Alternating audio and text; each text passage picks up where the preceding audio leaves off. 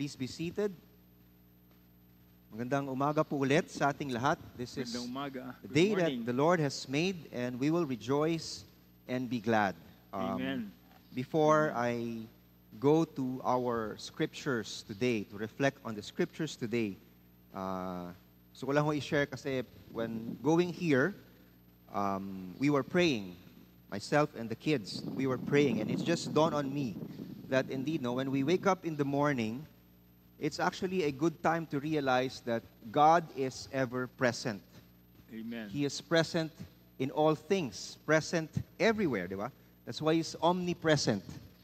And yet, we make an effort, at least for me, every Thursday, and of course, every Sunday. For some, I think, Father Obet, every day, some of us here, we go to church. If God's presence is everywhere, why do we need to go to church? But actually, that shouldn't be a question, because that is actually a revelation. Because the church is like us. No?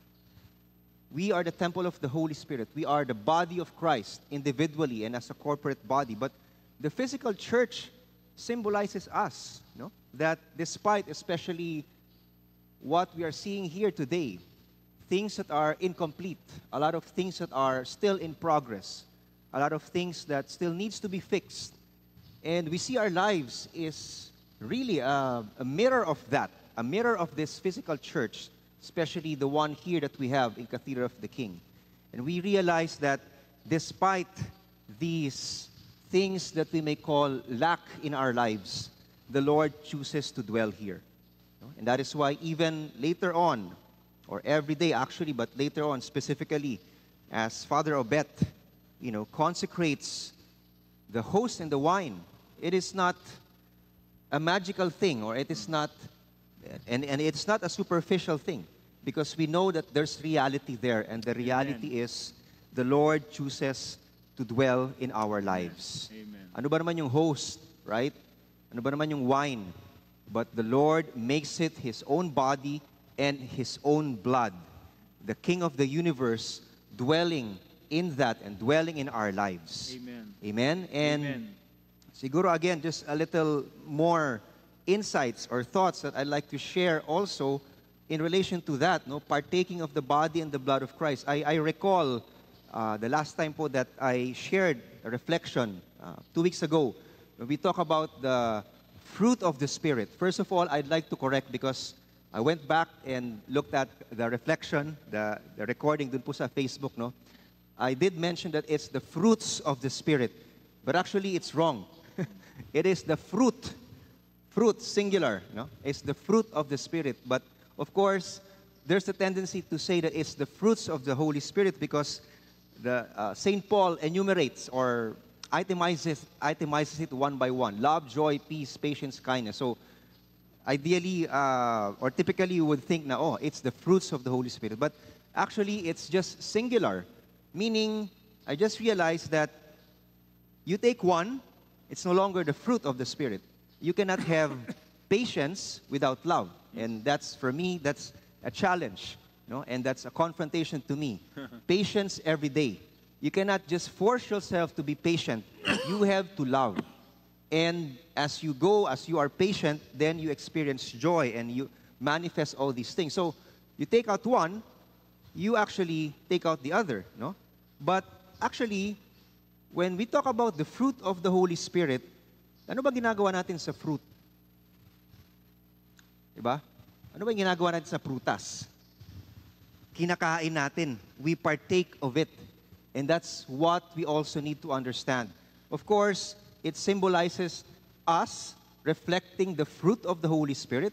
But the other side of it is that it's the fruit, and we partake of it so that it can manifest in our lives. And the thing is, yung pong mga binanggit doon, love, joy, peace, patience, kindness, goodness, gentleness, self-control.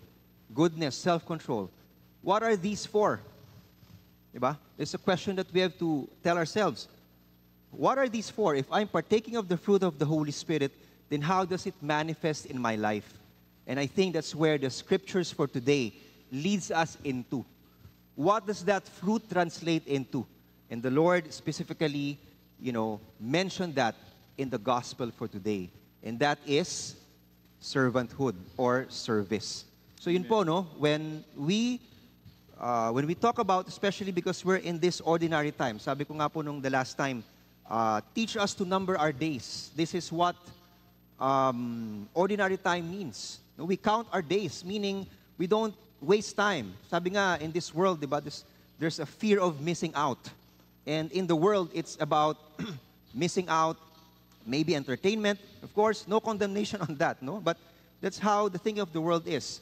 I will miss out the exciting things, the entertaining things that the world presents. But actually, in our lives, dapat we live in that manner also in the point of view of a Christian. Not in fear, but in the understanding that each day is actually a unique day, an important day, something that we should not miss out. Diba? And that is miss out serving, miss out living the life that the Lord has intended for us. Diba? The last time I said, when we number our days, one is by having the spirit of wisdom. But number two, now we are presented. How do we number our days? How do we not miss out on the life that the Lord intended for us? That's number two, is service. Diba? Because first and foremost, that's the example that the Lord Jesus Christ has taught us. Amen?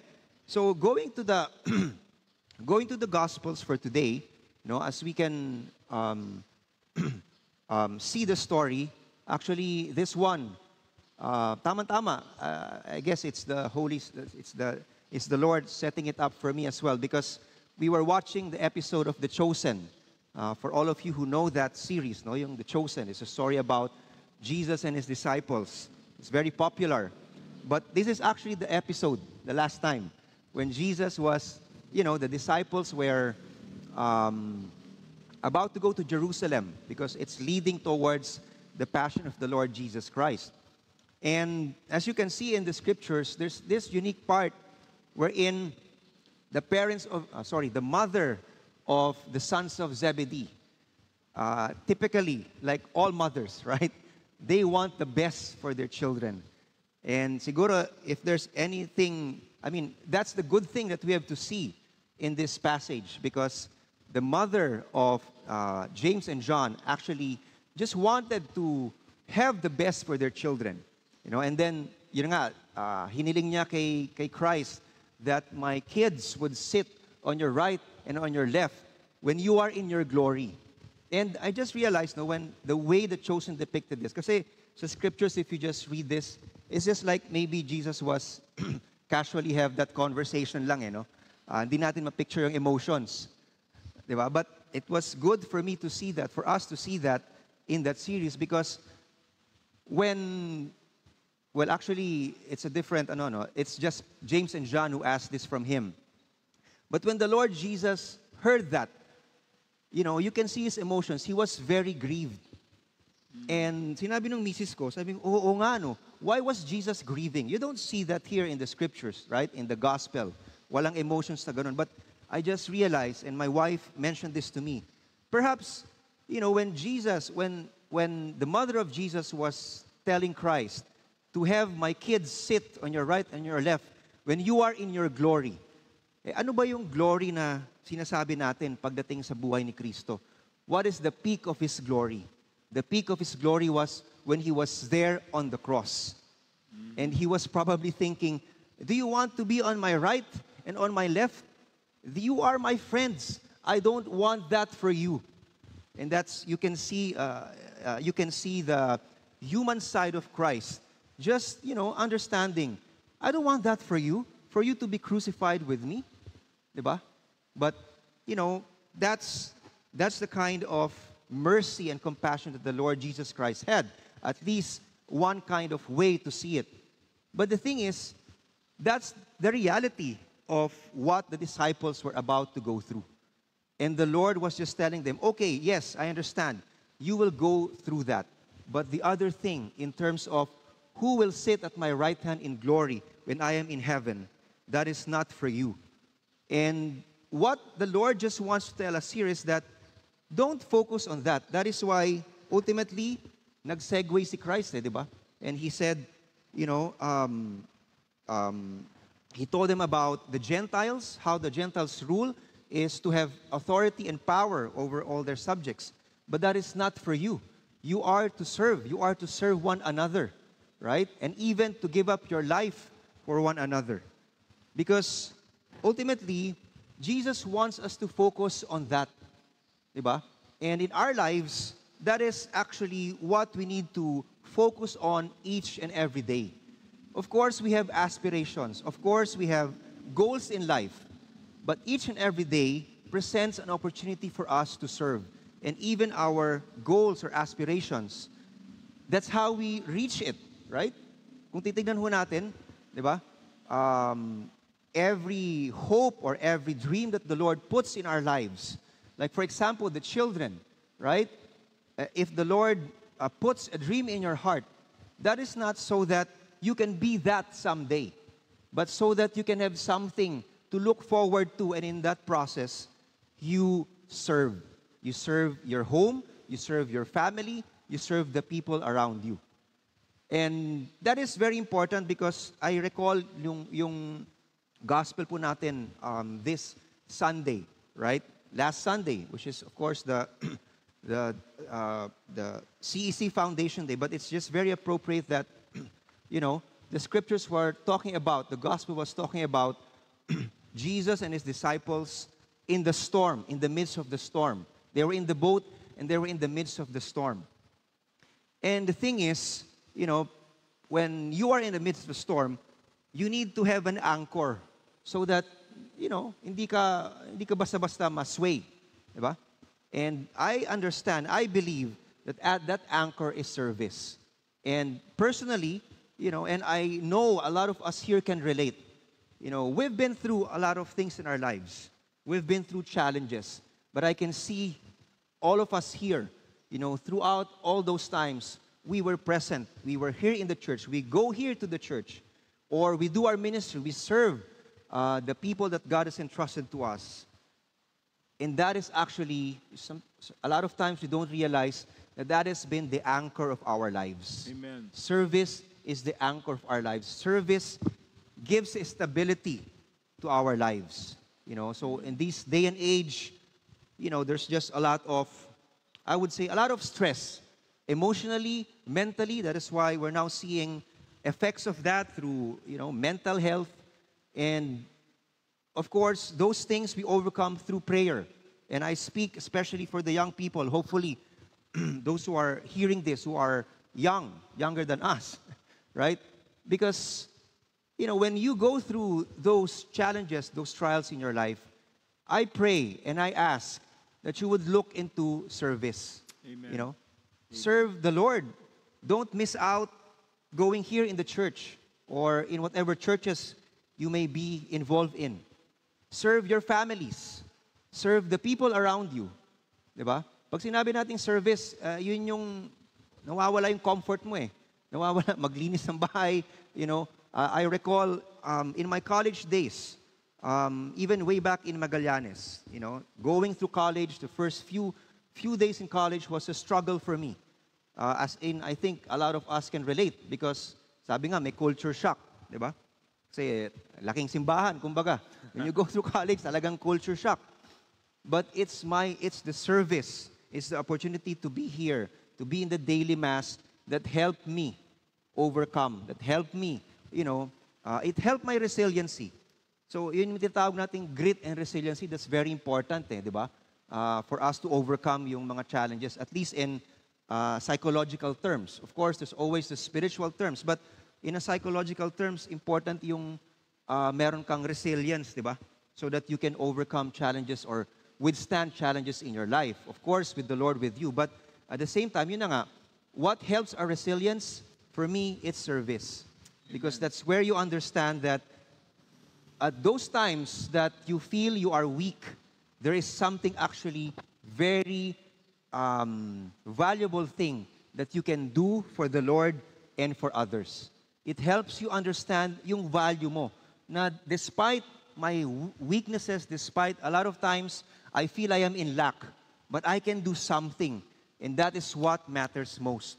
I can do something for the Lord. I can do something for my family. I can serve the people around me. And that helps us understand how valuable we are. Amen. And I hope, through these passages in the scriptures, sabi nga in the in the New Testament also, hope does not disappoint. Kasi when you serve, you will go through tribulations. Diba? In the process of serving, you will go to tribulations. But as St. Paul says, tribulations translates to this and that, and ultimately translates into hope. If we want to have hope in our hearts, and if in those times that we are hopeless, then we serve. Diba? We serve so that we can find hope in Christ. Amen. And just like si Moses going to the first reading today, Moses was, sabi sa Numbers 12 verse 3, he was the meekest, the most humble man in all the face of the earth. And that is, how can someone lead with such humility? And the Lord is showing us in the scriptures today that if you serve, that will be your anchor in life. Moses, probably wouldn't withstand 40 years dealing with the Israelites, but it is serving them that helped him go through those 40 dark years in the history of Israel. Same as the Lord Jesus Christ did, all the way to the cross. Same as the disciples did, all the way to their martyrdom. Amen. God doesn't intend that for us now, I believe. Diba? But just the same, He calls us to service. So wag ho natin kakalimutan yon. Serve God, serve the church, serve your family. That will be our anchor in life. Amen. Amen.